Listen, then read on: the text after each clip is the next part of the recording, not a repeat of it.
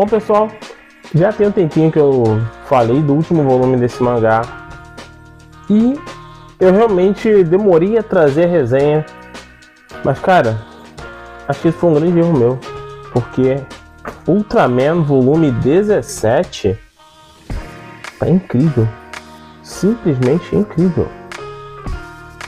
Mas vou me redimir deste erro hoje com essa resenha aqui, depois do like de vocês, isso mesmo. Sem esse like, esse canal não vai pra frente. Isso aí, deixa o seu like, comente, compartilhe esse vídeo com seus amigos.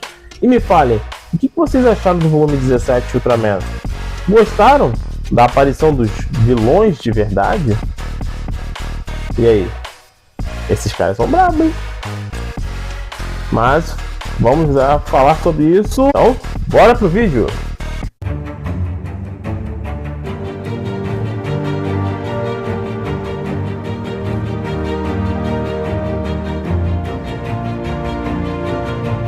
Fala galera, sejam muito bem-vindos ao canal Arte Nerd, Augusto aqui vos fala.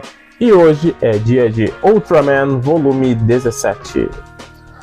Gente, esse volume aqui, acho que foi um dos que mais apareceu personagem junto. E nós temos a verdadeira explicação do porquê os Ultras não aparecem mais. Bom, aí vai ter que entrar um spoiler. E eu não sei se eu posso dar esse spoiler agora. Sinceramente, acho que não vou dar esse spoiler. Mas nós vamos ter a explicação por parte do próprio Edo do porquê os Ultra não apareceram mais. O que é o núcleo Zeton? Para quem não lembra, né? O Zeton Seijin é uma espécie alienígena que enfrenta o Ultraman no penúltimo e no último episódio da série original, lá dos anos 60, primeirona. E esses caras, eles são absurdamente fortes, realmente. Tanto que no filme Shin Ultraman, se não me engano, Shin Ultraman está na Prime Video, vocês podem assistir lá. Ele também é o vilão final. E cara, ele é muito, muito forte. E nesse caso aqui, não é tão diferente assim. É claro que é adaptado, né? É uma adaptação da série original. Mas funcionou muito bem. Muito bem mesmo. E com um detalhe, a gente tem também o passado da Rena sendo explicado. Por quê? Isso é um problema para mim lá na animação de Ultraman da Netflix. Por quê? Vamos lá. O primeiro hospedeiro do Ultraman, que é o Shin Hayata, teve a sua história contada ali, né? Tanto que quando ele se casou, teve o Shinjiro. Cara, o Shinjiro é um adolescente de 16 anos, né? Agora ele já deve estar por volta dos seus 17, né? Mas quando o Shin Hayata se tornou pai, ele já era um cara com uma idade avançada. Ele não era novo. Então, o que acontece na animação mostra a história da Rena como sendo alguém que nasceu no período em que o Ultraman estava na Terra. E isso aconteceu há uns 30 anos. Talvez mais, possivelmente mais que 30 anos. Então a Rena não poderia ser uma adolescente. Tá entendendo? Tem uma linha do tempo assim meio quebrada, assim meio sem sentido. No mangá já explica melhor. No mangá tem uma explicação bem melhor, na minha opinião, e funcionou muito bem. Pra mim funcionou super bem. E juntando esse aspecto da Rena mais a explicação do Edo com relação ao núcleo Zeton, que são os verdadeiros vilões, e meio que uma coalizão de planetas, né? Vamos botar assim.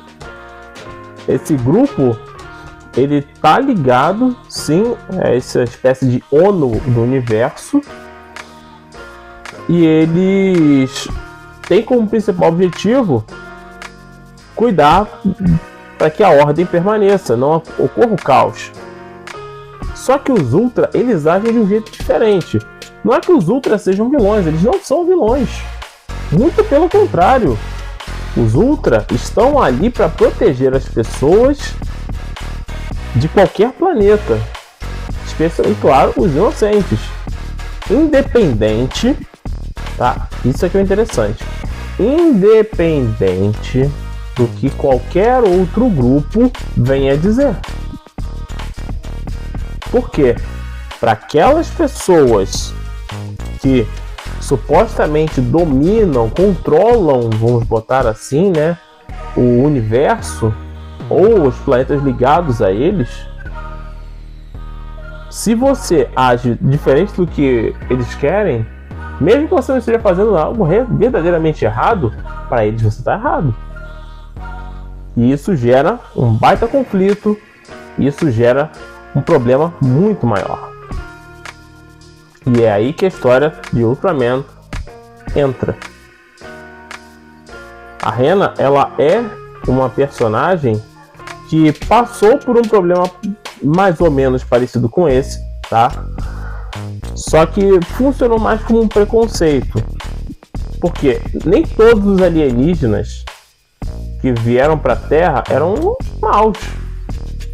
É como se você dissesse que toda e qualquer uma pessoa que é de um outro país que vem para o seu, ela tá ali para causar um problema. Não, ela só quer viver a vida dela. Ela quer mudar a vida dela, porque às vezes ela vive uma condição muito ruim, ela quer ter uma oportunidade de crescer, de ter uma vida um pouco mais estável. E é o caso dos pais da Rena. E é o caso dos outros personagens que vivem às escondidas no planeta Terra. Eles são imigrantes, em sua grande maioria, né, tá dentro da legalidade. Mas existem aqueles que vieram ilegalmente. Mas ainda assim, em muitos casos, são só pessoas comuns. Pessoas que estão tentando sobreviver. Só isso. Não tem nada demais com elas. Mas é claro e óbvio que as coisas não funcionam muito bem desse jeito. Porque aí nós vamos passar a ter mais um outro grupo. Na verdade, esse grupo já existia, tá? Ele já estava dentro da história. Ele só ficou agora um pouco mais aparente, né? E esse grupo, ele começou a caçar pessoas, a caçar alienígenas, mesmo aqueles que não tinham feito nada. Totalmente inofensivos. Eles começaram a ser caçados também. Isso também é mostrado nesse mangá, tanto que ele é um volume um pouquinho mais grossinho que os outros. Ele tem mais páginas e tem mais coisas para falar mesmo. Mas claro, essa explicação toda, ela é dada durante a história. A gente tem alguns flashbacks, nós temos o Bemular aparecendo de novo e dessa vez mostrando quem ele realmente é. Mas claro, isso não adiantou de muita coisa. Vou ser bem sincero, não adiantou de muita coisa. Mas traz umas cenas bem maneiras. Cenas com... até mesmo trazendo um personagem, né? Um monstro, né? Que é do clássico Ultra. O regresso de Ultraman. Que é o Black King. Vou até mostrar aqui pra vocês. Uma página mais bonitinha, com ele aparecendo. E o Black King, que é esse personagem aqui, ele aparece para causar. Claro, ele é mais uma distração do que verdadeiramente uma ameaça, porque isso aqui não dá nem pro cheiro pros Ultra da Terra, né? O Shinjiro, o Seven, o Moroboshi, né? E eles nem suam.